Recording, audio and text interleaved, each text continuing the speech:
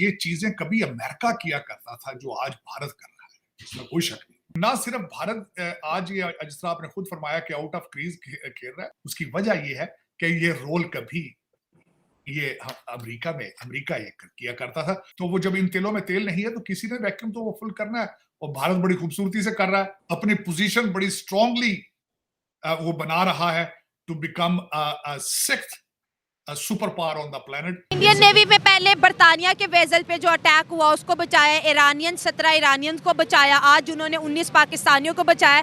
तो सर जो वो कहते हैं कि हम पावरफुल है, आज दिख भी रहा है कि वो वाकई पावरफुल है। अगर इंडियन नेवी ने हमारी मदद की है, हमारे 19 पाकिस्तानियों को बचाया है, हमारी गवर्नमेंट एक अच्छा हमसाया होने के नाते उनका शुक्रिया ही अदा कर देती। सर ने बोला कि हम बड़े अच्छे हमसाए हैं, लेकिन दूसरों का शुक्रिया अदा किया, हमारी पाक फौज का शुक्रिया अदा किया। तब बिलावल भुट्टो सरदारी ने क्या कहा था कि हमारी कांपे टांग रही हैं, अभिनंदन को वापस भेज दो इंडिया में। अभिनंदन को भेजना हमारी मजबूरी थी, इंडिया पे हमारा कोई एहसान नहीं था। इंडियन नेवी ने इस पूरे एरिया में, आपके लाल सागर के एरिया में और पूरे इस गल्फ के एरिया में इंडियन नेवी ने अपनी धाक जमा दी है। नमस्कार दोस्तों, पाकिस्तान के 19 गरीब मछुआरों को पायरेट्स से छुड़ा के इंडियन नेवी इस वक्त पूरे पाकिस्तान में चर्चा का विषय बनी हुई है। वहाँ के लोग इंडियन नेवी की जम के तारीफ कर रहे हैं। ऐसे में साजिद तरार साहब का मानना है कि ऐसे ऑपरेशंस के जरिए हिंदुस्तान, इंडिया दुनिया की छठी सुपर पावर बन के सामने आया है, क्योंकि पूरे ग्लोबल ट्रेड में जो अरब सागर से निकल रहा है उसको बचाने में इंडियन नेवी जो काम कर रही है, पूरी दुनिया उसकी तारीफें कर रही है। देखते हैं दोस्तों ये वीडियो।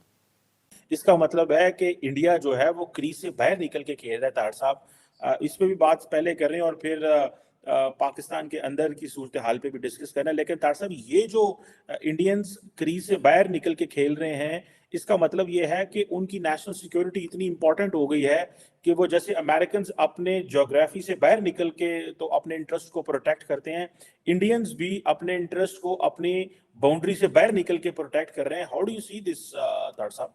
चिकमा साहब, आपने बल्कि इसकी बिगिनिंग में आपने खुद भी इसको ऐड कर दिया है कि ये चीजें कभी अमेरिका किया करता था जो आज भारत कर रहा है, इसमें कोई शक नहीं। इस बिल्कुल डेफिनेटली, लेकिन उसमें मैं बिल्कुल यही कहने वाला था चिकमा साहब। लेकिन देखें वहां पे सोमालियन भाईजान क्या कर रहे हैं, वहां पे ओरिजिनली तो उन्हें पता है कि दुनिया हुथियों के पीछे है, तो हमारे लिए अपॉर्चुनिटी है। कोई बहुत बड़ा कारोबार है सरकार, ये पायरेसी जो है बहुत बड़ा कारोबार है। उन्होंने अपॉर्चुनिटी उस पर मैंने इसके बारे में बड़ी डिटेल से पढ़ा है कि दोनों ये जो किश्तियां थी ईरानी थी, एक का नाम तो अल नईमी था, एक के और उस एक के ऊपर ईरानी थे और एक के ऊपर पाकिस्तानी थे। मजदूर जिस तरह बेचारे मजदूरी करने जाते हैं बेचारे, जो अगले दिन जिस तरह वो ईरान के अंदर मारे गए, वो भी मजदूर थे, क्योंकि पाकिस्तान के हालात तो आपको पता ही है, बेचारे तरबतर होते फिर रहे हैं। और दूसरा जो INS मित्रा है उसने ऑपरेशन किया, बल्कि एक रात चेज करता रहा है। वो स्ट्रेस कॉल उन्होंने दी थी, जब एक एतवार वाले दिन ये हुआ है, चेज किया है उन्होंने। एक का नाम ईमान था, दी ईमान, एक कश्ती का नाम दी ईमान है, दूसरी का नईमी है। फिर उसके बाद तस्वीर भी उनकी उन्होंने भारत के मीडिया ने उनकी तस्वीर भी जो है सोमालियन पायरेट्स की है वो भी दिखाई है। और दूसरा आप कह रहे हैं कि अभी तक पता नहीं चल रहा, डॉक्टर जयशंकर साहब ने इसको मेंशन ही नहीं करना था अगर ये खबर सर्टिफाइड ना होती। दूसरा मैं ये पहले भी बताना चाहूंगा कि पहले भी एक जो शिप था भारत का पार्टनर, उन्होंने एक नॉर्फेक को MV लीला नॉर्फेक, उसको भी ऑपरेशन किया था। लेकिन दर हकीकत ये सारी चीजें आ जाती हैं अगर आपकी इकोनॉमी स्ट्रांग। गवर्नमेंट एक अच्छा हमसाया होने के नाते उनका शुक्रिया ही अदा कर देती। सर ने बोला कि हम बड़े अच्छे हमसाए हैं, लेकिन दूसरों का शुक्रिया अदा किया, हमारी पाक फौज का शुक्रिया अदा किया। तब बिलावल भुट्टो सरदारी ने क्या कहा था कि हमारी कांपे टांग रही हैं, अभिनंदन को वापस भेज दो इंडिया में। अभिनंदन को भेजना हमारी मजबूरी थी, इंडिया पे हमारा कोई एहसान नहीं था। वो इनकी टांगे कांप रही थी ना, कांप रही थी ना जब आपके आला हुकाम आपके मुल्क को रिप्रेजेंट करते हैं। ये था हमारा आज का प्रोग्राम। आपने जानी पाकिस्तानी अवाम की राय। उम्मीद है आपको आज का हमारा ये प्रोग्राम पसंद आया होगा।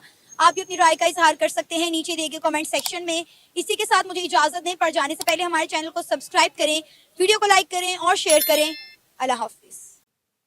दोस्तों, गुल्फ ऑफ ओमान यानी कि अरब सागर से जो रेड सी और काला सागर है, इसके बीच में जो जितना भी ट्रैफिक होता है, तो दुनिया का जो 45% जो ट्रैफिक है वो यहीं से निकलता है।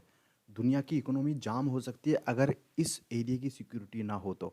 ऐसे में और भारत का जो अधिकांश तेल है वो यहीं से आता है, तो भारत के जो हित हैं वो बहुत ज़्यादा हैं। अगर भारत यहाँ नेवी को डिप्लॉय नहीं करेगा तो भारत का तेल ब्लॉक हो सकता है और भारत की पूरी इकोनॉमी ध्वस्त हो सकती है। पूरी गैस यहीं से आती है, भारत का 70% 80% तेल यहीं से आता है।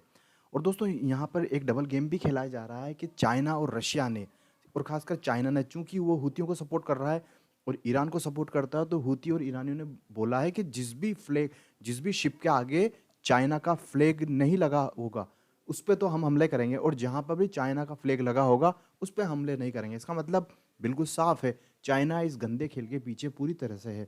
चाइना चाहता है कि ये पूरा का पूरा एरिया ब्लॉक हो जाए है और दुनिया की इकोनॉमी रुक जाए।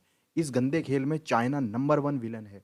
रशिया भी लगभग चूंकि वो हुतियों को और फिलिस्तीन को सपोर्ट कर रहा है, तो रशिया के ऊपर वैसे भी कोई फर्क नहीं पड़ेगा, उसका यहाँ से कोई ट्रैफिक आता भी नहीं है। तो ऐसे में जो चाइना है, चाइना का पूरा यह था कि यहाँ से आने वाला जो ताइवान का है, जापान का है, नॉर्थ ईस्ट का है, इनके ब्लॉक किया जाता है कि ज़्यादा से ज़्यादा चाइना के ऊपर डिपेंडेंसी उनकी बढ़े।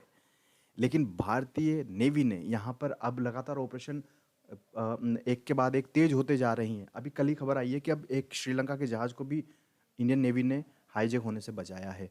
तो दोस्तों यही मौके होते हैं, यही वो टाइम होता है जब आप एक बड़ी ताकत बन के उभरते हो। जैसा कि साजिद तरार साहब ने कहा है कि भारत अगर ये ऑपरेशन जारी रखता है तो अब भारत एक दुनिया की छठी सुपर पावर बन के उभरेगा, क्योंकि और इसमें कोई शक नहीं है कि अब चूंकि एलन मस्क ने भी बोल दिया है कि भारत को परमानेंट सीट मिलनी ही चाहिए। कैसे दुनिया का सबसे बड़ा आबादी वाला देश इस महत्वपूर्ण पद से हट सकता है, उनको नहीं दी जा सकती, ये बहुत बड़ी गलत बात है। दुनिया का सबसे बड़ा आबादी वाला देश और उसके पास परमानेंट सीट ही नहीं है। ऐसे में एलन मस्क ने कहा था कि भारत को भी दिया जाए और पूरे अफ्रीकी जो देश है उनको भी एक परमानेंट सीट दी जाए। तो दोस्तों इसमें कोई शक की बात नहीं है कि भारत जल्दी ही संयुक्त राष्ट्र में एक परमानेंट सीट भी ले लेगा और ये ज़रूरी भी है। भारत के जो नेवी के ऑपरेशन है ये वाकई में बहुत शानदार चीज़ है। भारत किसी भी कीमत पर ये ब्लॉक नहीं होने देगा। वहाँ पर भारत का स्ट्रेटजिक पार्टनर ओमान है। वहाँ पर दोस्तों 3 भारत के स्ट्रेटजिक पार्टनर हैं, ओमान, यूएई और सऊदी अरेबिया। ये पूरा गंदा खेल ईरान ने खेला है और चूंकि अभी भारत की मजबूरी भी है, ईरान के साथ वो रिश्ते ख़त्म नहीं कर सकता है, लेकिन इस पूरे गंदे खेल के पीछे ईरान भी एक मेन चीज़ है। ईरान, चाइना, रशिया, इनका एक नेक्सस है। भारत बैलेंस बनाते हुए अपना प्रोटेक्शन कर रहा है। पाकिस्तान के बेचारे जो गरीब मजदूर हैं जो बलूचिस्तान में हैं और कभी ईरान के उसमें जाते हैं, उनको भारत ने छुड़ाया है। और खैर पाकिस्तान से तो कोई तवक्को करना ही बेकार है, लेकिन भारत की नेवी के लिए वाकई में गर्व की बात है। हम पूरे देशवासियों के लिए ये गर्व की बात है। जय हिंद दोस्तों।